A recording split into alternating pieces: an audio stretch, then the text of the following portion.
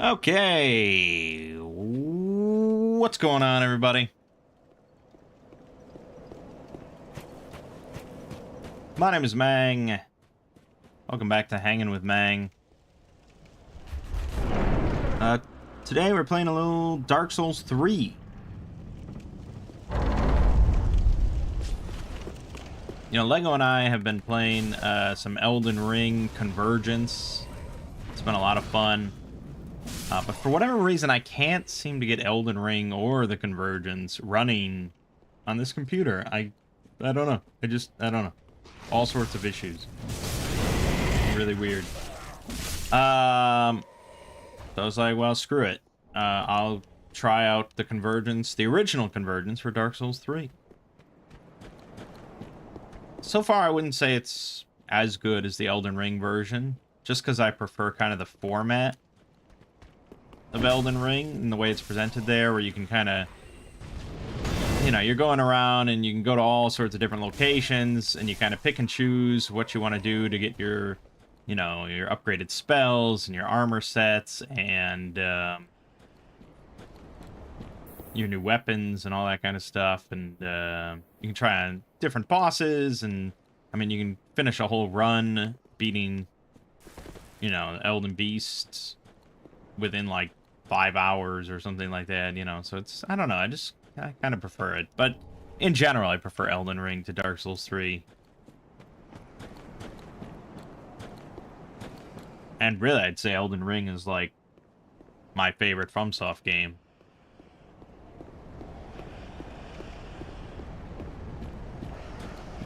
But I tend to just, I don't know, I'm a weird gamer, I guess.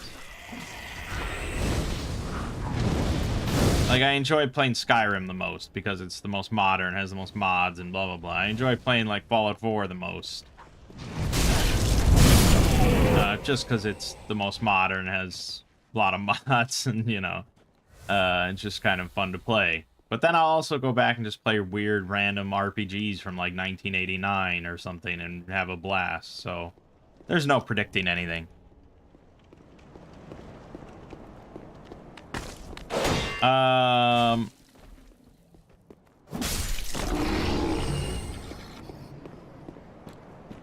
Anyways. This week, on this channel, we had random RPGs from 1989. The gold box continues. We're on Treasures of the Savage Frontier right now. So that will progress. Actually, there will be a brief break in there because I actually went and played the Eye of the Beholder 1 and 2. My original thought was to play all 3, but then I just hear such shitty things about Eye of the Beholder 3 that I was like, yeah, I'm not gonna... Because I didn't really love Eye of the Beholder.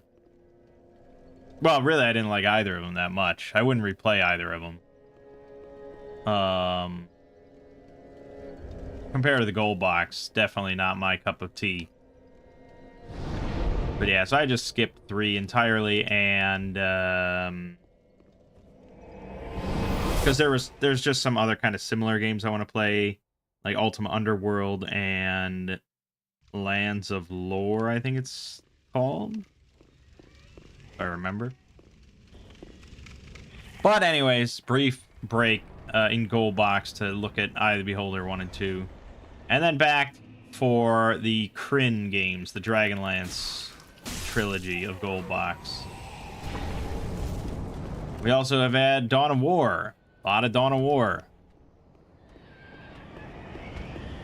Much Dawn of War. And I think really those two things are going to continue for quite a while. For better or for worse. And we're not going to be playing really much new stuff until Monster Hunter Wild.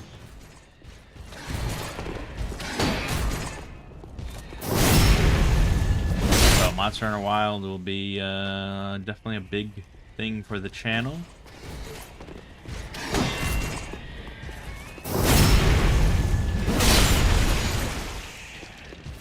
Should be a lot of fun.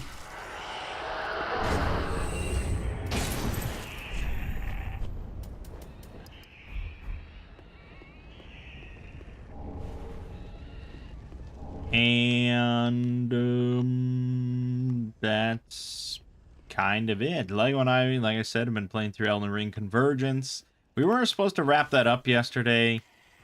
You know, another 5-hour stream, and then that was going to be it. But I wasn't quite ready to be done with it, and you know, we at the start of the stream, we went and we mopped up the end of the base game very quickly, very easily. And then Lego had interest in checking out the DLC and wrapping that up, but I was like, I think it would just be more interesting to start over, start fresh with base characters again, and go back to being shitty for a bit. And it was pretty fun. And we're going to continue again on Wednesday. And if I had to guess, probably also, maybe we'll finish up next Saturday, because I think Lego wants to move on to, like, Warp Drive Machine in Factorio or something.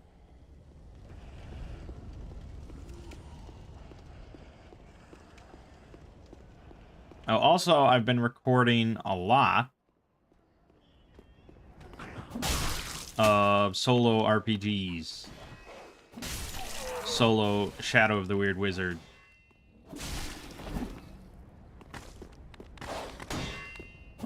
That started out with me just doing a couple, like, old school modules solo, just to kind of get a better understanding of the combat system and rules and blah, blah, blah. But then I was like, well, I kind of want to check out all these fun utility spells that I've been skipping, because I've just been doing pre-written modules. So I started a sandbox campaign, a hex crawl. And it's been a lot of fun, and I've been recording quite a bit of it, so I don't know when that'll get uploaded, but it exists. It's on the hard drive.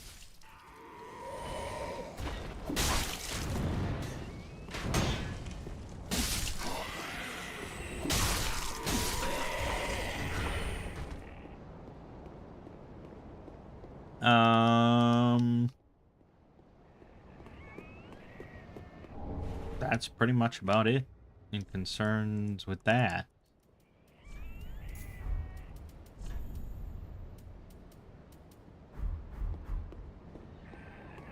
Over on the Exploring series, put out part 1 of Ergophobia. Did not get a tremendous amount of views. Interestingly, I think my multi-parts are just not performing that well these days. And I don't know exactly why, because obviously, very obviously, it has nothing to do with length.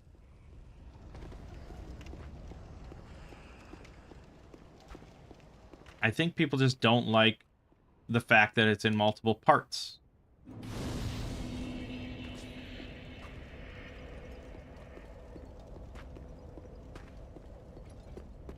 And I suppose I can sort of understand, but is it better for me to say, hey,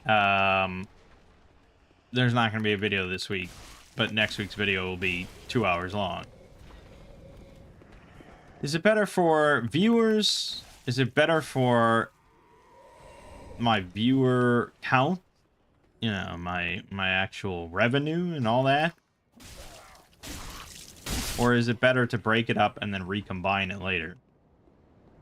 Because now, you know, now, January, I'm on a hiatus again.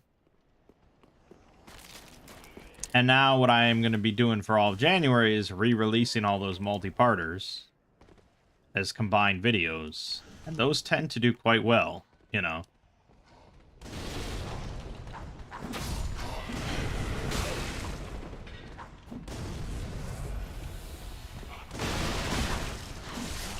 It does clog up the playlist, and I'm never sure if I should remove the original videos from the playlist now that I have the combined videos.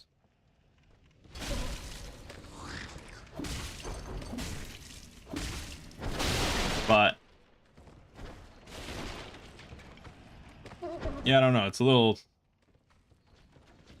disheartening initially when you release like part 1 and it doesn't do very well. Now, yeah, eventually it'll work out and it's good, but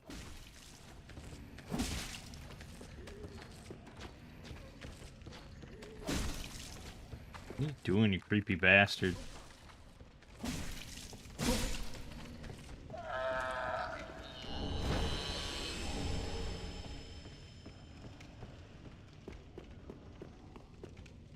I don't know. Regardless, I doubt that I'll change my system. Because, I don't know, I just like to stick to the 1 video a week schedule, and that's not always feasible to do a whole article in one go, so this is why the system is in place as it is.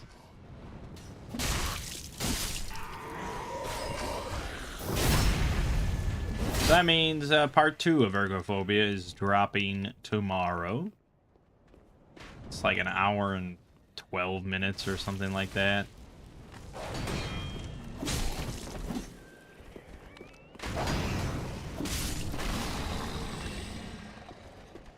Pretty lengthy, but now I'm on vacation, so it's all good.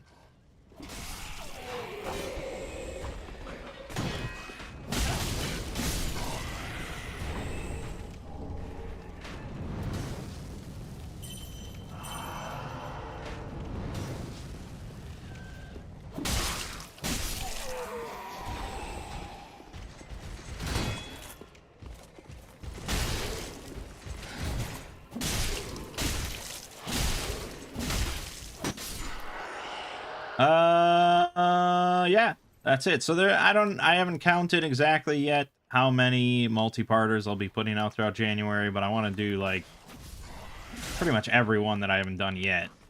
That's usually what January is for, is all the multi-parters from the whole year. So we'll see. I feel like it might be, like, 7 of them or something.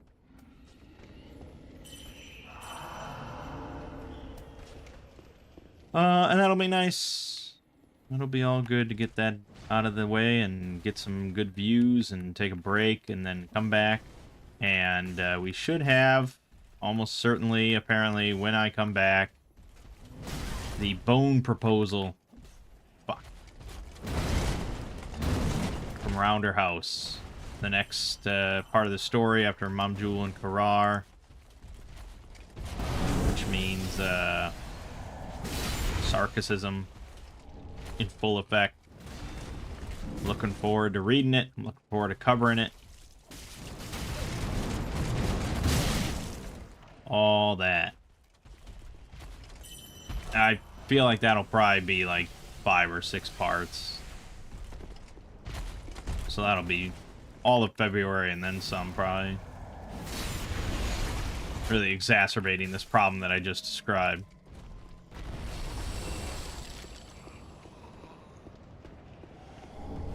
But it's like, I mean, what else are you going to do? It's either that or I'm like, yeah, I'm not going to release a video for the next 2 months. And then there'll be one, like, 6-hour video. Don't know if many people would be happy with that.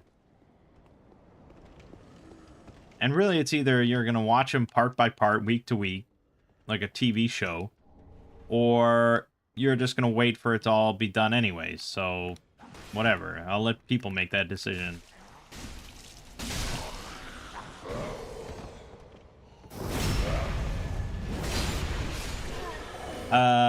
Yeah, that'll be all good.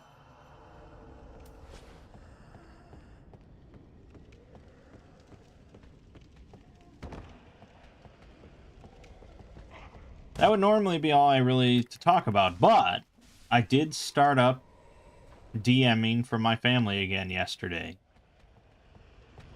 Everyone was very excited. I haven't played in a good few months. And we're starting a fresh campaign.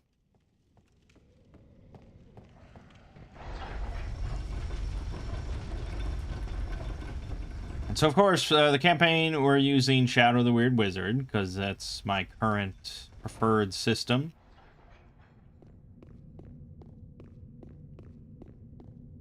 It's not a perfect system in general, and it's not a perfect system for this group, because there is no perfect system for this group. There's no perfect system for any group.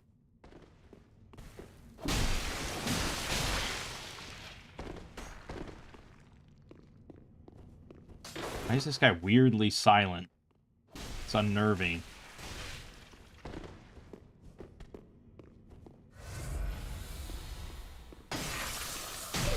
Fuck.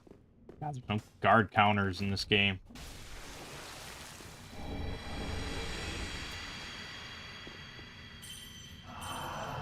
So, the pros of why I'm picking Shadow the Weird Wizard for this group is that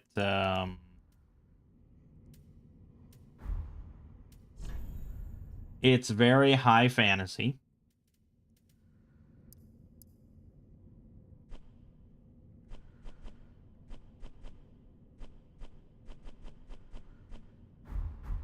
Very high fantasy. Very, mostly pretty traditional fantasy in all the ways, you know. It's got goblins, it's got orcs, it's got plenty of magic, you know, gobs of magic, so on and so forth. It's low lethality in general. So it's akin to 5th edition D&D in kind of the lethality level. It's fairly hard to fully die in combat, you know, unless you have some sort of complete TPK situation where rocks fall, everyone dies kind of thing. In general, if you get knocked down, you're probably getting back up pretty quickly one way or the other, even of your own accord, to be honest. It's like a 55% chance per turn of you just standing back up with 1 health.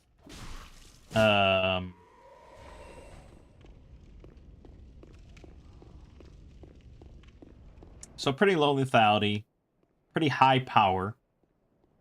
Even if you're just a fighter and all you want to do is just bonk things on the head as a fighter, you're going to be pretty powerful at doing that. And it's kind of hard to fuck it up, you know. But also it offers a shit ton of build variety for the couple of players that I do have that do like that kind of stuff.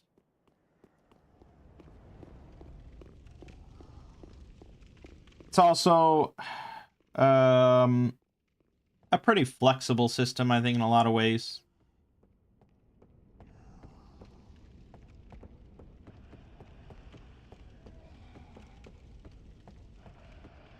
I think it's, yeah, compared to something like D&D, I guess. I think it's a little bit more flexible, but I haven't really run or played D&D 5th edition in quite a long time now.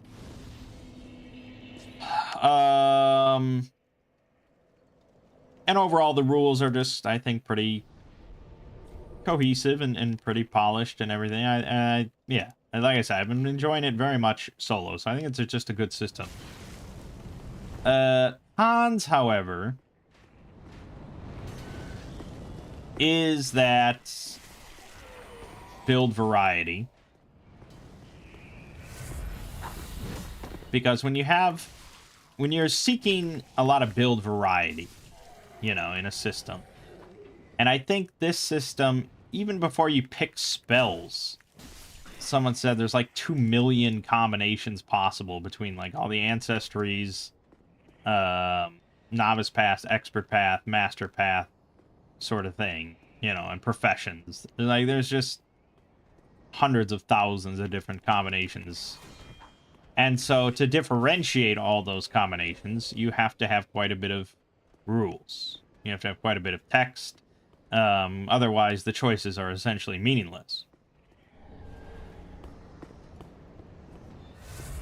So with build variety comes a degree of complexity, obviously. And for a handful of my players, they don't want that. To be honest, for a handful of my players, they would want a low complexity, low lethality system. They want a system where basically they can just tell me what they want to do. And most of the time, they just do it. And their characters never die. And so basically what they want is for me to act out a play for them every Saturday night and entertain them. That's pretty much what they'd probably prefer.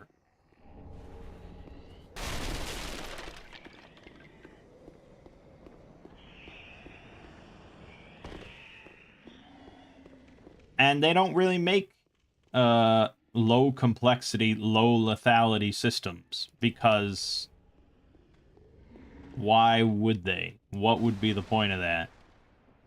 Why are you sitting down to play a game if that's what you're interested in, you know?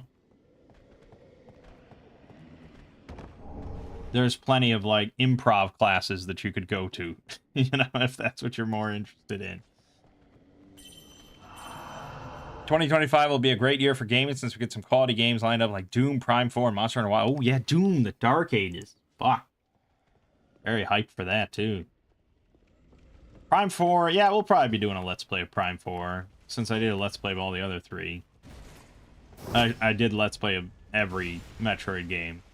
So, yeah. Of course, we'll be doing Prime 4.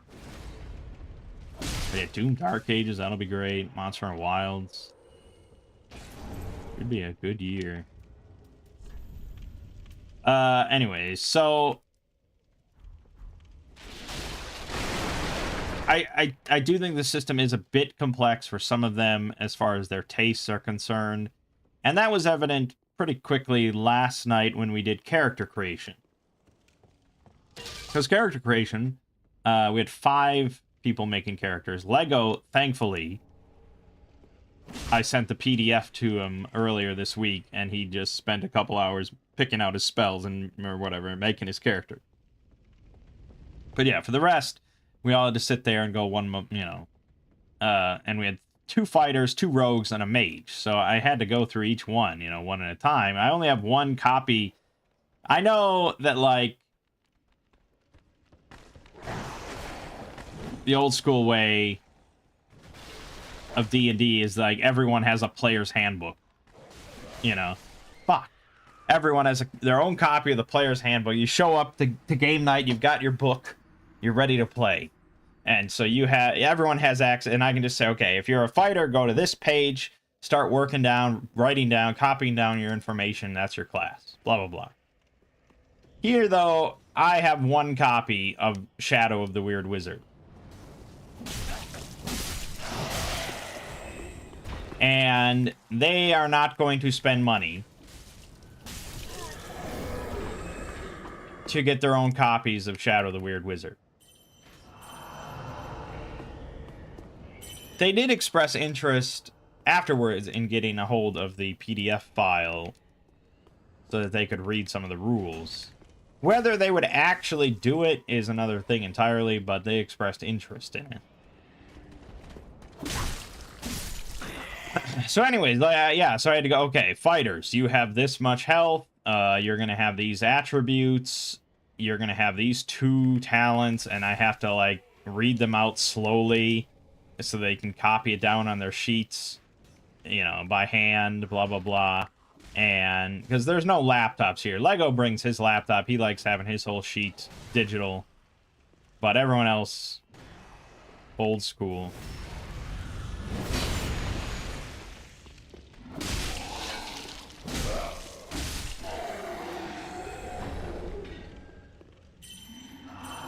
And so then I was like, quickly, I was like trying to summarize their ability, their talents as much as possible.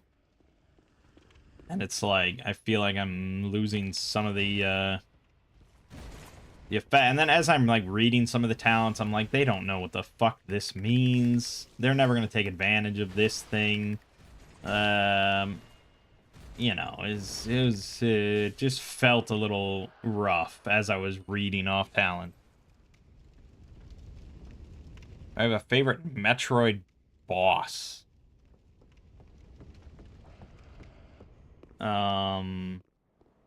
I couldn't tell you a single boss from any Prime game because I only played through them once, and I have a terrible memory. The only bosses I could remember off the top of my head are from Super Metroid and Zero Mission.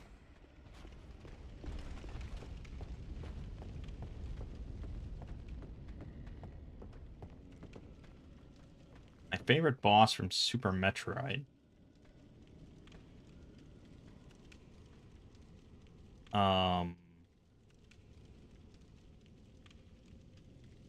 Gosh, it might be Dragon, I guess. Probably.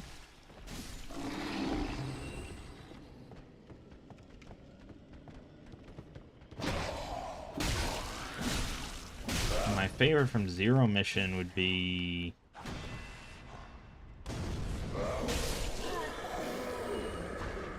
I don't know, maybe Mecha Ridley, just because I just find it so funny, like, how intimidating it's supposed to be, and then you just kill it in, like, 4 seconds. I don't know if that's a good marker of a good boss, but...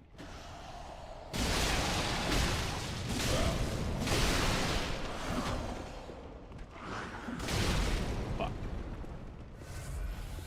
So... yeah, it definitely... I felt a little rough about the system initially as I was going through character creation.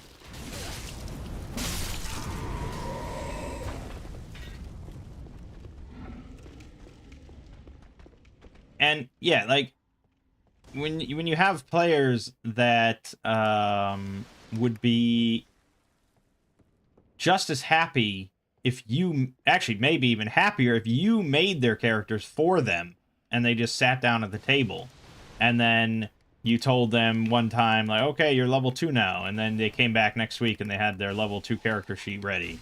Like, they would just prefer that. Then the whole complexity of the system and options available is just pointless. They're not interacting with that aspect of the system whatsoever. Thankfully, the rest of the session did go pretty well, and everyone had fun.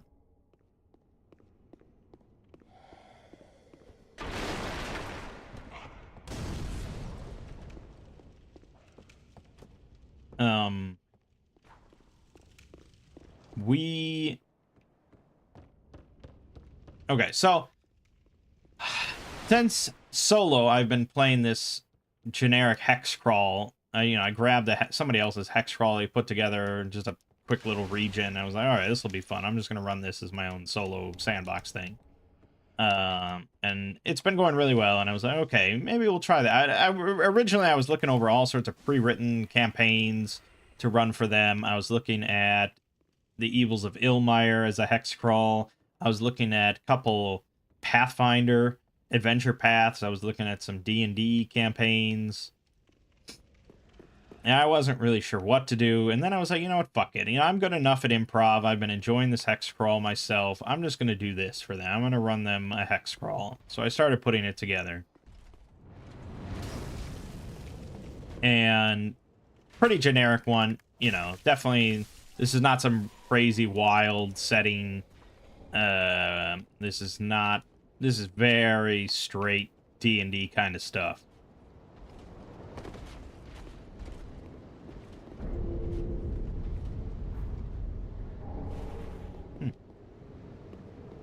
And so I started them in a very standard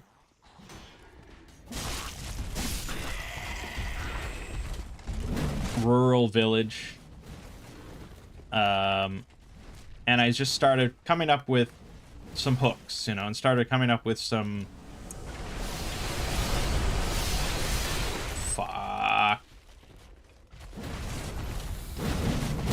some hooks that were in the village, some hooks that were right around the village, and then I started expanding outward from there.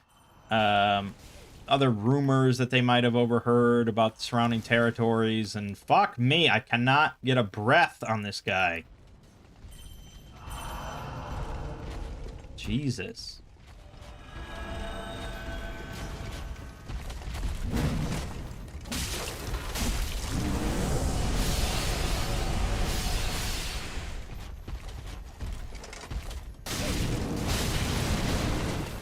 And it started to look pretty good. Actually, I'm fairly happy with the hex crawl as it is right now. There's a good mix of sort of stuff that I kind of have come up with, and there's a good mix of just, here's a spot where I want to have a dungeon, so I grabbed a pre-written dungeon. I'm just like, yep, if they go here and they investigate this, they encounter this module. You know, they encounter the incandescent grottos or whatever. And then there's also just a good mix of open possibilities, you know, of just improv, and let me just try and whip up a quest right here. It's a sandbox campaign. It's all good. So we made our characters, which took a while, and I'm like, okay, I think we can finally start. I didn't go over, like, any rules, you know, it's just like, let's learn as we go. Let's get this started. And I explained the village, and I gave them, like, 5 or 6 viable hooks, you know. Some of them were clearly, like, dungeons. I'm like, okay, you know, there's rumors about the mine, the abandoned mine in town, and there's a cave system nearby where there are these crystal growths that might be valuable but could be dangerous. There's a guy who lives in a mansion up on the hill owned by his grandfather, and he wants someone to come investigate the sounds coming from the cellar, so on and so forth. But then I also had some hooks that were a bit more open, freeform. Someone has been stealing bones from the graveyard. And there is, the big problem affecting the town is that it's constantly getting plagued by raiders nearby, stealing their food, taking their supplies, things like that. And the villagers are pretty concerned about the coming winter if they have to keep supporting these raiders constantly. So I gave them a bunch of hooks, you know? And I mentioned even things further beyond town that they've heard rumors of, like somewhere to the north, somewhere to the southeast, you know, stuff like that. And I explained the hex crawl, and I said, you know, fill in the map, and you can go in any direction you want, and I'm going to be improvising a lot of stuff, so do whatever you guys desire. It's a pretty aimless campaign, as is a lot of hex crawls and a lot of sandbox campaigns. It's up to the players to kind of instigate some stuff and have some initiative. But if they started to become really aimless, you know, obviously I can brute force in some sort of mandatory plot hook, and they wouldn't mind that or anything like that. They don't mind being railroaded. But you know, first session, there's a lot of hooks. They're going to come up. They're going to do something. And lo and behold, despite most of them not loving dungeons that much, they decide to go into a dungeon. They go for the mansion up on the hill where the guy wants to investigate sounds coming from the cellar. And I don't know what they exactly thought about it, of what it would be. Maybe they just thought it would be like one cellar room or something where they have to go clobber some giant rats. Who knows? It turns out, obviously, to be a full dungeon. This is a pre-written one called The Jeweler's Sanctum. And this is from Old School Essentials, one of their adventure anthologies. And again, that's kind of the beautiful thing of running a sandbox campaign or something, is just you can plop in pre-written modules wherever you want and just make it work and fit it in, and it worked really well. And yeah, I could have just sat them down and said, all right, well, tonight we're going to be running this pre-written module, and set it up as the module sort of is written and go from there. But here, that module could have sat there for weeks, you know? And I just had it as a stack of papers next to me, and I had, like, 4 pre-written modules printed out sitting next to me. I was like, okay, you're going to go in the mansion? Let me grab this one, and off we went. And it worked really well. And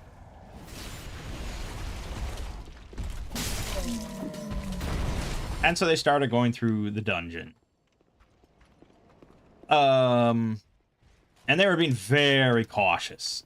Clearly, they've been a bit traumatized from when we played Shadow Dark. They were very cautious, very worried. And so, shortly, at like 5 minutes in, I had to just be like, all right, look, I'm going to tell you a couple things just to make this more pleasant for everyone. And they really appreciated it.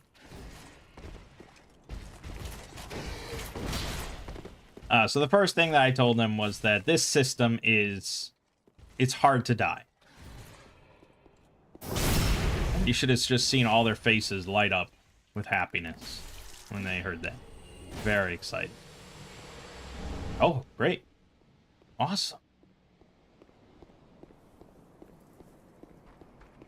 Not impossible to die. Definitely not impossible to die. And when I did my solo stuff, when I ran a pre-written module, I actually lost 2 characters in a battle. So definitely possible to die. But hard.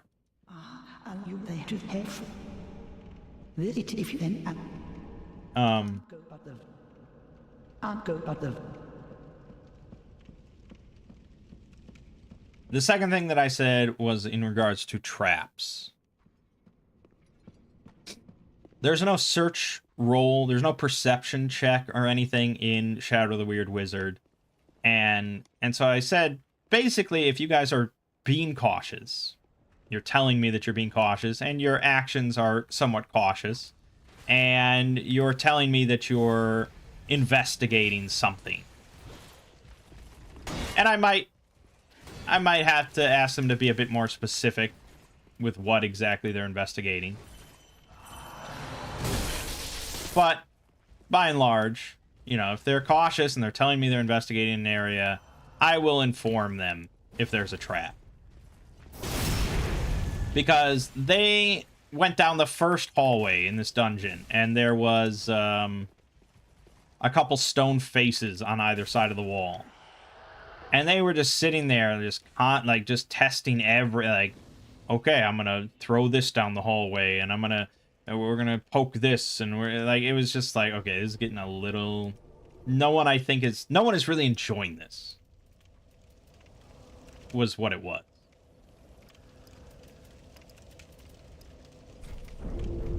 Because I don't think in general that is an enjoyable activity for practically any player. To sit there and like slowly prod down a hallway of a dungeon to try and figure out if something's going to kill you. That is a very old school way of playing, but we have moved away from that for a good reason. It's not fun. And the DM doesn't enjoy it. There are times, and later on in the dungeon, I was enjoying a similar thing. When they encountered this sort of mysterious glowing circle.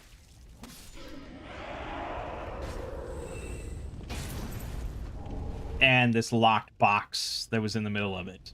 And they were, again, being pretty cautious. But it was like, okay, it's obviously something magical. It's obviously something bad. So it's not a question of, is there something going on here? It's more of, how do we resolve this? And that's different than slowly prodding down a hallway.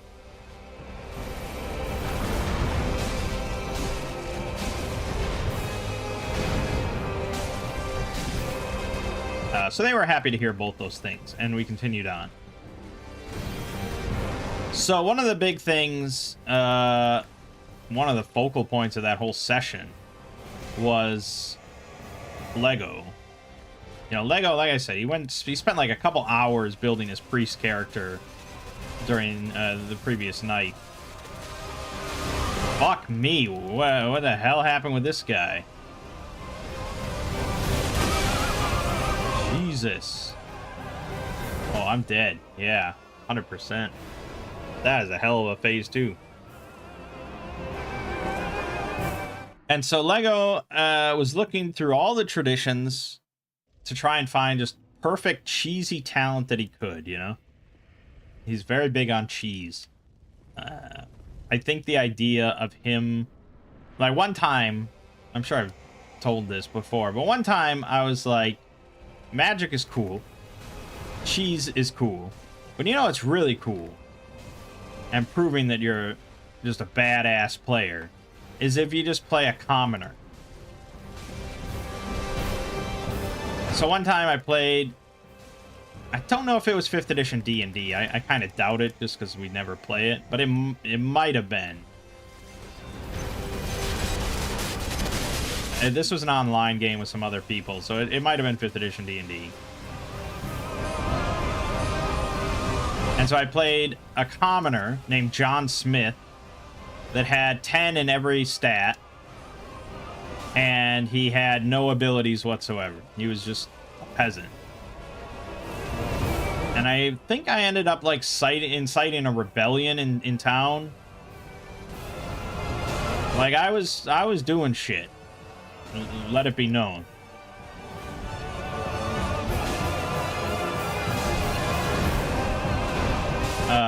And I still remember it to this day because it was kind of fun. So, and now when I'm in my solo game, yeah, I'm doing some pretty cheesy shit, but I actually picked my traditions entirely randomly. So I ended up with some traditions that I would have never really even glanced at, but it's more fun to, like, find the hidden nuggets of cheese than to specifically seek them out. So, but he's not that way, and I think playing a commoner would just abhor him. So he went with telekinesis as his talent. And it allows him to basically have this prehensile telekinetic limb that he can do all, he can interact with stuff, he can move stuff, he can lift stuff, and he can even wield his weapon telekinetically up to, like, 15 feet out, 5 yards.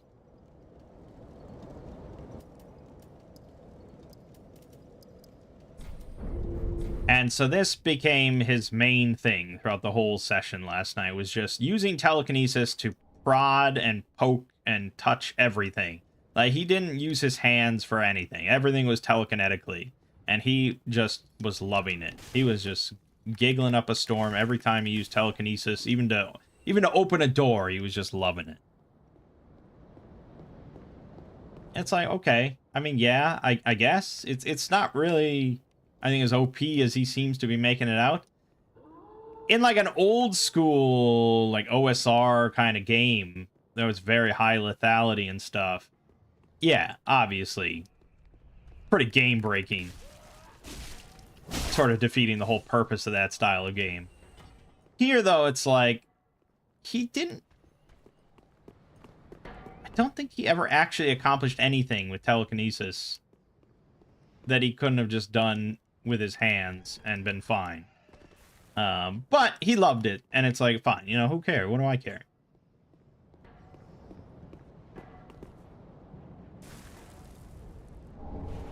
But they soon came across these, like, checkerboard traps in the floor. They were pretty clearly traps. And they were trying to, figure out how to, like, test which parts of the checkerboard pattern were safe and which were dangerous. And, they were lightly stepping on it or something, they were doing, sort of traditional rogue sort of tests. And oh, Jesus, what the oh, fuck. This isn't good. This isn't good for anyone. This isn't working. Fuck off. And so Lego was kind of laughing to himself, but I could tell he was also getting a little annoyed because they weren't getting that he had telekinesis and he could just easily figure this out. And so then for the second checkerboard trap, he used an iron spike to just test each one in turn, and to see which ones were electrified. And then, and they saw that he did this, but I don't think they were really impressed. They were like, oh, okay. So, they weren't as enamored with his telekinesis as he was, which sort of exemplifies my point about them not really engaging with the complexities and possibilities of the system. But him and my nephew, definitely the ones interested in spells. will engage with that stuff more. The others, they could be playing fucking any system on the planet. They don't really care. And that's why every time I ask them, like, their thoughts about a system, they can't review it. They can't review a system. It doesn't mean anything to them, like the mechanics of it. All they can ever review when I ask them that is, like, the specific adventure that we ran. And I'm like, no, I don't care about what you thought of I care about the system, but it does not compute. Sometimes they differentiate mechanics. Like Shadow Dark, they don't like how lethal it is. And it's like, okay, fine. I can understand that. And that's why they liked how non-lethal this one was, or is. But I digress.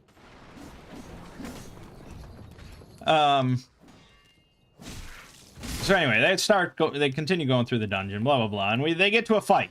We get to a fight. One of the rooms that they poke their heads into, the text says that 3 giant rats scurry out from under the bed and attack. Because they're hungry. Now this module, like I said, was written for old school essentials. Old school D&D. And 3 giant rats at level 1 could be, you know, a bit of an encounter. Could be lethal. To some people. But this is Shadow the Weird Wizard. And not only is it not going to be lethal, there are 6 fucking characters in this party. 6! I can't throw 3 giant rats at them. And really, a balanced average encounter for 6 novice tier characters would be 12 giant rats. And it just seemed utterly ridiculous to say that 12 giant rats scurry out from under the bed.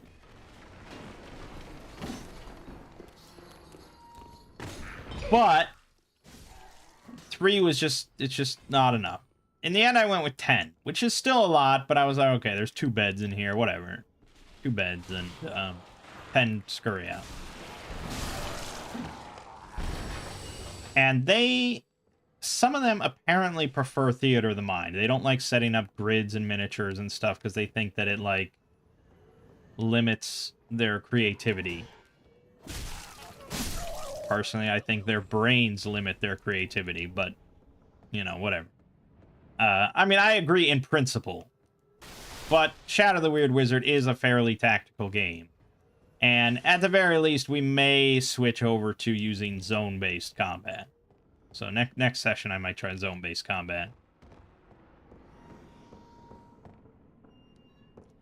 But, okay, so we ran a combat, Theater of the Mind, with... I guess I probably could throw a knife at this. 6 player characters, 10 giant rats. Difficulty 1. And Lego, you know, very smugly says, you know, and I started to explain some of the combat systems, like take the initiative and blah, blah, blah, and it's all good. It's pretty simple. No one's rolling for initiative, and they like that, so blah, blah, blah. But yeah, Lego smugly says that he just comes within 15 feet of one of the giant rats, and he uses telekinesis to swing his big axe. And he kills one. And he's very pleased with himself. Then, my brother-in-law goes, and he always plays a very basic frontline fighter. He is the definition of just Unga Bunga smash. I don't want to think too much. Please don't make me think. Fucking hell. Like, the only time he ever played something other than a basic fighter character with a sword and shield is when I pretty much made him. And I told everyone they had to play something different. But yeah, so he's always going to gravitate towards that. And so he takes his turn. He walks right into the middle of the room because he does not have telekinesis. And he swings his sword and I think kills a rat. Or injures a rat. I don't remember. I think he injures a rat. Then my nephew goes. He's playing the only mage of the group. And he casts one of his spells and kills a rat. It explodes in a pile of viscera. Again, that's what they like. That's good. It's all good. I mean, I would argue... to be fair, I didn't let him pick his spells. Because character creation was running so fucking long. I wasn't going to let him pick spells. So, I had him roll random traditions, and then I just gave him, like, 2 random spells. Like, the first 2 on the list, basically. Fuck. And, anyways, so... yeah, using one of your 3-time per day spell to kill 1 giant rat at the start of a dungeon, not amazing. Not amazing, but yeah, I didn't give him much option. I told him after this session he should get the PDF file and pick his own shit. Then all the giant rats went, because the 3 other characters, a fighter and 2 rogues, they all went with a short bow for their starting weapon. They all only like to go ranged, and this is generally what they do. They don't like to be in danger. They don't want to be anywhere near the front line. They just like having a bow and sitting in the back.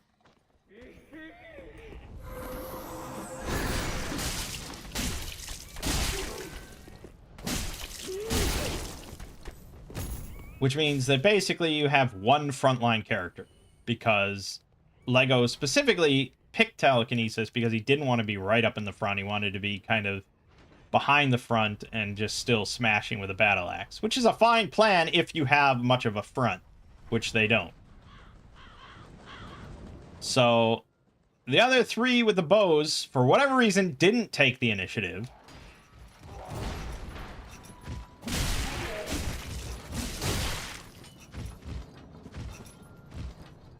Because they didn't understand it. And so all the rats went, and there were 8 giant rats in the room. And of course, they're all going to swarm the only person that's in the room, which is my brother-in-law. So I rolled 8 attacks against him. I think 5 of them hit. And miraculously, he didn't die. And I think if that is the biggest testament to the game's low lethality that I could ever possibly muster. Like, what a demonstration. He didn't die from getting attacked by 8 enemies in 1 turn. He was very low. But he didn't die. After that, we had to explain to the others the value of taking the initiative, especially if you're in the back and not really in risk of danger and have no other good reason to spend your reaction. And we went over some other mechanics like trickery for the rogues, which is really valuable, and they should use it every time they can do it. You know, some various things. And before too long, they killed all the giant rats. Well, most of them. A couple have fled. And all was well. They continued on. They got into another fight. It was supposed to be with 4 giant centipedes. I didn't want to belabor the point, so I just went with 4 giant centipedes, and it wasn't much of a fight. But that's fine. They continued poking around. They get to this room that's like an abandoned laboratory. Everything's kind of broken in there and busted. And on a coat rack on the wall is a purple cloak covered in like this sort of dusty yellow slime. And my aunt has a curious quirk about her as a player, where for whatever reason, I'm not quite certain, she is obsessed with magical cloaks. She desperately wants to have as many magical cloaks as possible for any character she has. Specifically, she wants invisibility cloak. She's never happy as a player, as a character, until she has a cloak of invisibility. Which, obviously, level 1, not a common thing to get. But she sees this fine purple cloak hanging on the coat rack here, and she, like, practically interrupts me to say that, oh, I run over and I put on the cloak. And I say, oh man, what a nice cloak this is. She was just waiting for me to tell her that, oh, you turn invisible. It's a cloak of invisibility. This was her dream. She lays awake at night imagining.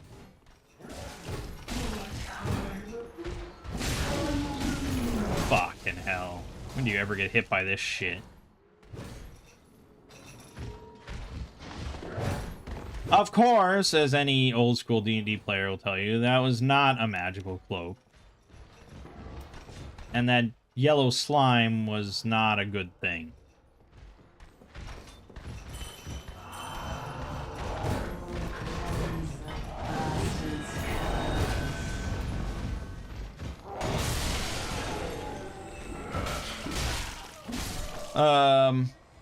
Now, as the module is written for old school D&D, technically this was a yellow ochre.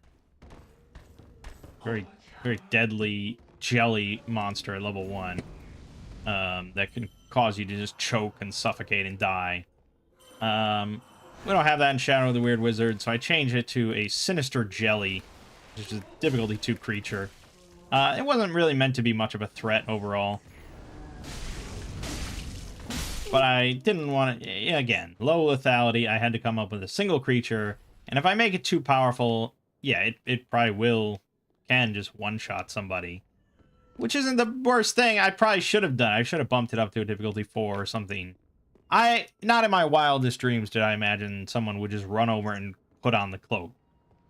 And so, yeah, it was a very funny moment for everybody as I'm just, like, laughing and... So I don't even know. I probably should just kill her. It's a lesson, but I was trying to be very nice overall the whole night. I was trying to be very nice. So I basically just took the Sinister Jelly and I gave it just a free hit, like a guaranteed hit. So she took some health damage, which is worse than damage. She got knocked prone. She was covered in this jelly now. She's held. She can't get up. And if anyone tried to hit the jelly, the damage would also be applied to her. And every turn it would do more damage to her.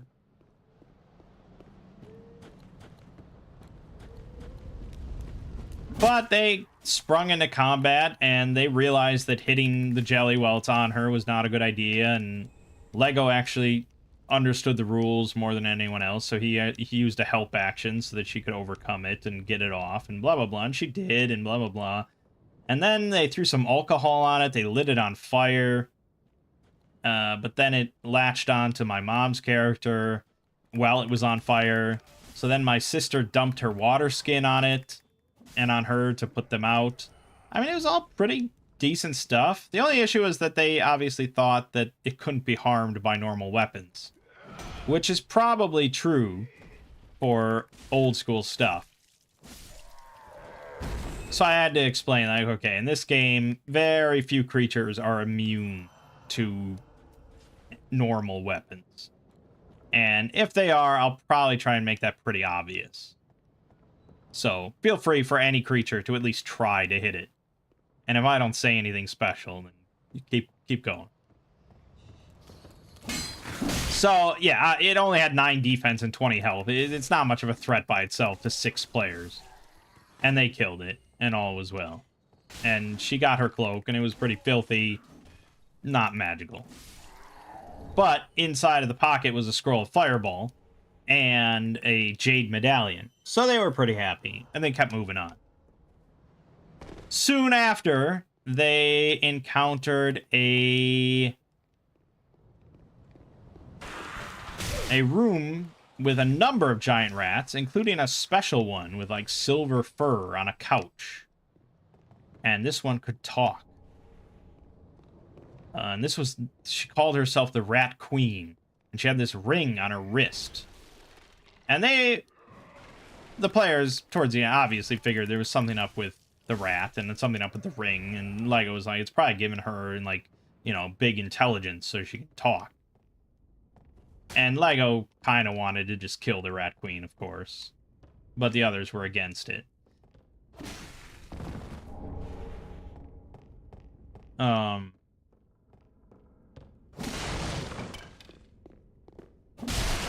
And so they conversed with the Rat Queen, and she demanded tribute, and they gave her some of their alcohol, which she appreciated. And she told them some facts about the dungeon that she knew, but she didn't know a whole lot. And they wanted her to tell her lackeys, her minions, the other giant rats, not to bother them, not to hurt them. And she agreed, you know, temporarily at least.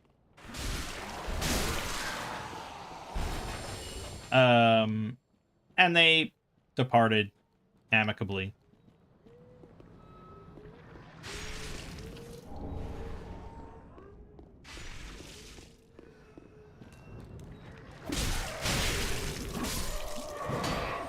And one of the things she informed them about was a giant spider somewhere in the dungeon that's constantly humming a tune.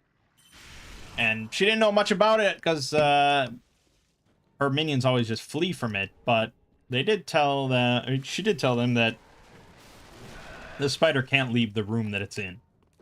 And so they always just flee from it, and she can't follow.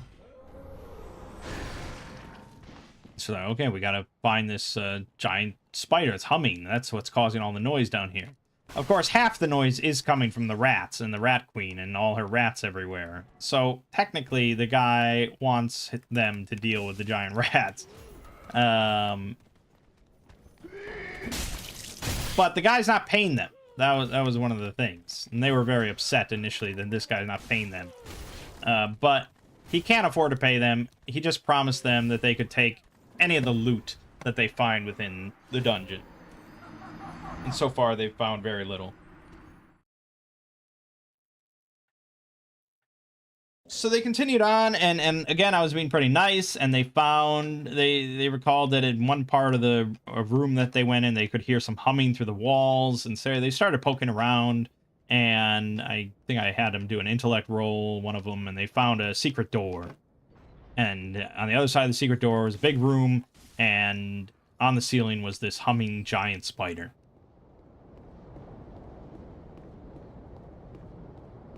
And to their credit, my aunt pulled out her little flute, and I had her do a luck roll to see if she had a flute, because again, I'm being nice. But okay, fine, you have a flute. The fact that she thought of the idea at all is really a big step, so I encourage it. So she had a flute, she started playing the flute, and as the module describes, if you sing or hum or anything like that to any form of music, it will kind of pacify the spider and turn her friendly. I was like, okay. They didn't really realize it at first. I described it as that they can see the spider like visibly relax a little bit. I took this as a good sign. And so they sort of walked through the room a little bit. There was a lot of debate about what to do with the spider. My sister became convinced that the spider was actually a little girl that has been transformed into the spider and needs to be freed. Because there's a silver collar around the spider's neck, and in each corner of the room there's a statue of a little girl playing a flute. So they became convinced they have to free the spider from this curse. But they weren't so convinced, the group was not so convinced to actually remove the collar. Because Lego was like, I can use telekinesis. I can go right underneath her and remove the collar if we want. But, yeah, they weren't totally convinced of my sister's idea. They went into another room. They found, like, this magic circle. There were some statues demanded that they show the proper sign of approval. And then they didn't. And they were going to attack, but then my aunt whipped out that jade medallion that they found. And that was the ticket. So again, like, just honestly not the worst playing from them that I've ever seen. So I got to applaud it a little bit.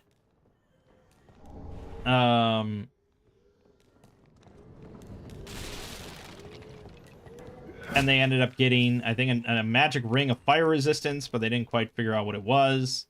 And they got a book of, like, enchantments, which is really just used for crafting magic rings. I don't know if they'll ever end up doing it. My nephew's the only mage in the group, and he took the book because it was something to do with magic. But they never have really gotten involved, as any of them, in crafting. this might be what finally sets it off. If he reads this book and finds out it's for making magical rings and amulets, they might start investing in it. And that's just the great thing about RPGs and sandbox stuff. Is like, if the players want to go on like a multi-part quest to set up a workshop to make magic rings and sell them or something, who knows? Like, go ahead, do that. Like, whatever you guys want to do, that's the point. I'd love for them to show some initiative on a new plan like that. Which is why I don't think it'll happen. But anyways,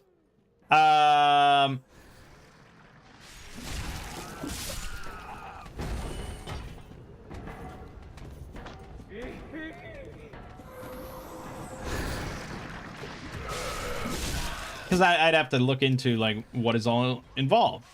If a group wanted to start making magical rings from scratch at level 1, what would they all have to acquire? That sounds like a fun activity for me as a DM to figure that all out. Because like I said a while back, I was reading the Adventure Conqueror King system, which has rules for like mages setting up their own dungeons and attracting monsters to their dungeons and getting magical reagents and things like that. So I guarantee there's rules, plenty of rules out there for what it would take to set up a magical ring workshop.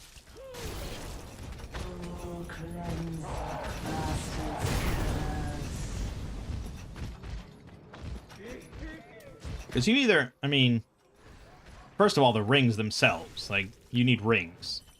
So you're either manufacturing rings yourself, which is cheaper, I'm sure, or you're buying rings wholesale.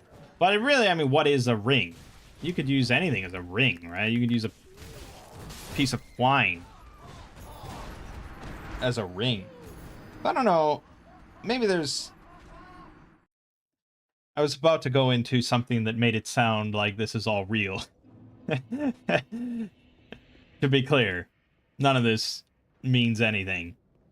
But, I mean, there could be rules about the that I could establish, that the material that the ring is made from is a factor in how much magic it could hold, or something like that. And you might need some sort of other, like, not a catalyst, a vessel, I don't know, like you might need a precious stone or something. And so if you want to make a magic ring that's just a piece of twine and nothing else, and you enchant it, like, that could only hold the bare minimum of magic. That could increase your health by 1 or something. Whereas if you get a platinum band with, like, an embedded sapphire or something like that, like, okay, then that can hold a shit ton more magic. Now that I say all this, that's exactly what I would do.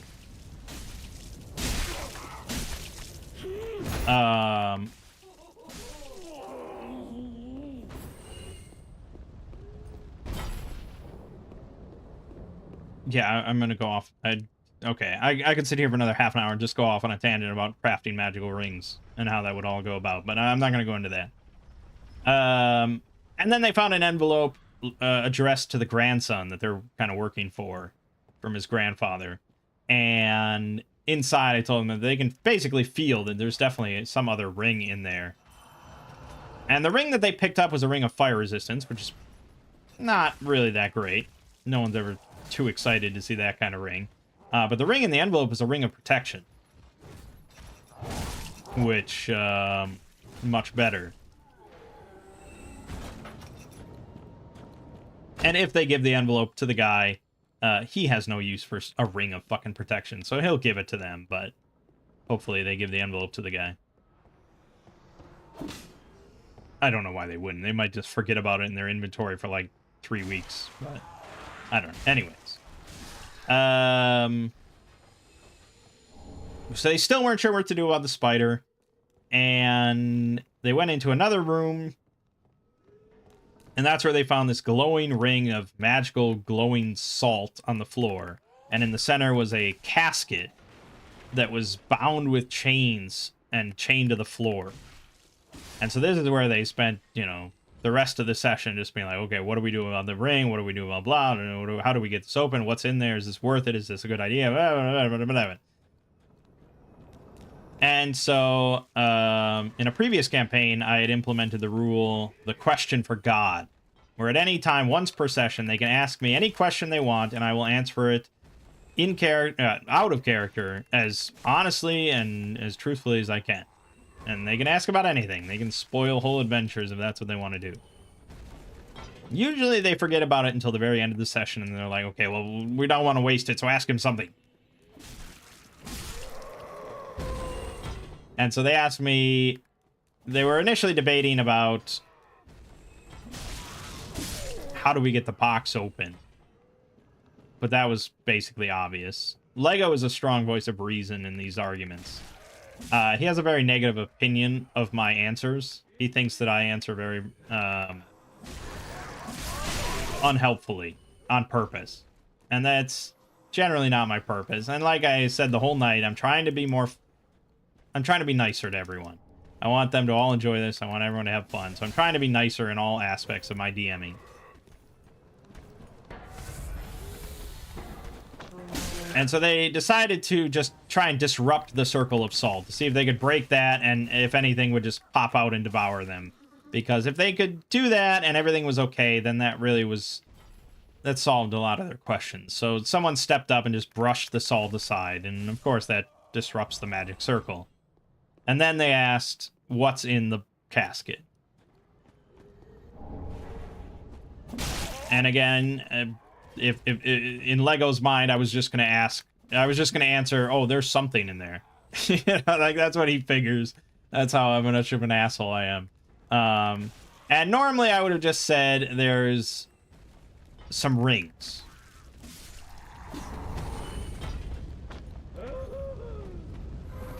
If I was going to be a little bit more revealing, maybe I would have said magic rings. But like I said, I'm trying to be much nicer. And I'm trying to answer as truthfully as I can and fully as I can. So I said, okay, there are 5 cursed magical rings. You know, the entire utter truth. And yeah, that means that they're probably not going to open the box next session, and they're just going to leave and ignore all the rings. And that nullifies the whole thing and nullifies the whole point of it. Because they're supposed to open it and find 5 rings in there and think that they found 5 magical rings and blah, blah, blah. Not knowing that each one is cursed. But to me, that's just old school dickishness, and nobody really enjoys. I mean, honestly, what player enjoys that shit? Because it's one of 2 things. You either find the rings and you know that, oh, these are probably cursed, and then maybe you do a little, I don't know, however you're going to do it in your system, and you figure out that they are cursed, and then it's like, ah, ha, I knew it. I knew they were cursed. I am smart. But now I still have no magic rings, because these are all fucking worthless. Or you don't figure that out, and you put the rings on, thinking you just found, oh, yes, magic rings, and then you get cursed, and you can't take them off, and then you feel bad because you're cursed. Like, it's just all around shitty. I don't like cursed rings. That's just dumb. So it was a fine thing for them to use their question for God on, so we can just move on. And that's where we ended the session.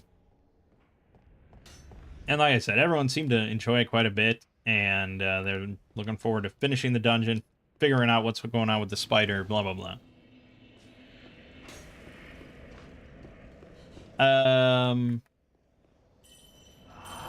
So normally, Shadow of the Weird Wizard, you level up after every adventure. So technically, when they finish this dungeon, they should be level 2. It seems a little fast for, like, this kind of bigger hex crawl campaign that I'm planning. Just because there's still so many things that they can still definitely accomplish at level 1. And there's no rules against slowing down the leveling pace. I mean, that's entirely at your discretion. It's just generally advised once per adventure.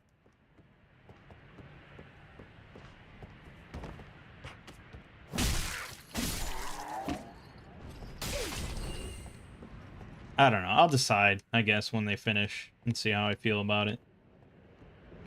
Because you start getting very powerful very quickly in this system. it starts to get kind of out of control.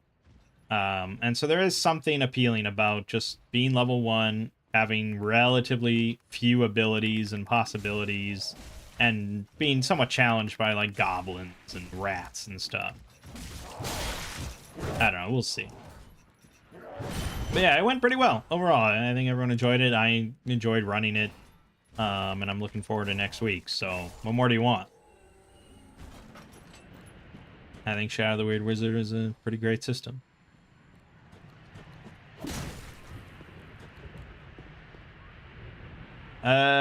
That's gonna wrap it up for today then. Look, we went an hour and 16 minutes because I can just never shut up when talking about RPGs.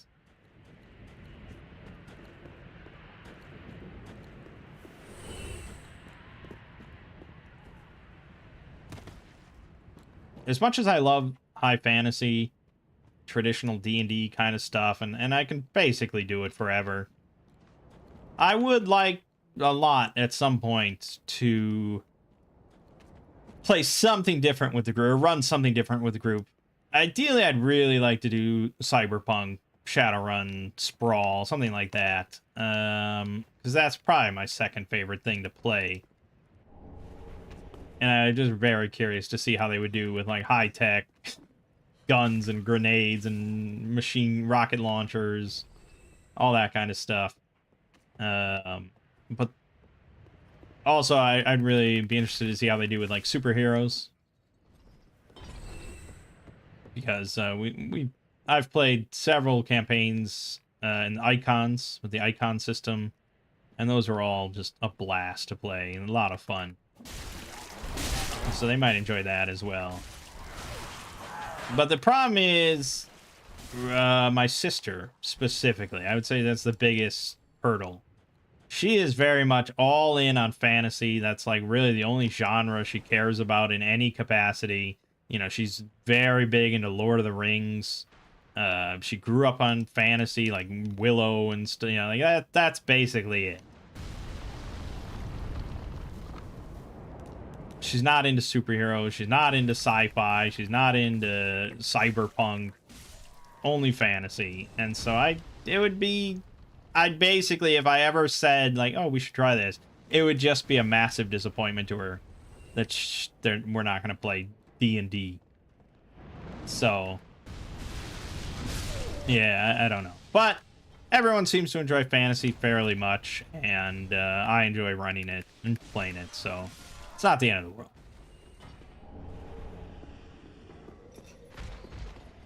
All right, I think that's about it then. So this week, like I said, more Dawn of War, more Gold Box / Eye of the Beholder, some more Convergence with Lego, and Exploring series tomorrow, part 2 of Ergophobia. Gets pretty dark, obviously, pretty hefty stuff, but it's a good one. Ow! Anyways, my name is Mangg. This has been Hanging with Mangg. I'll see you fine folks next week.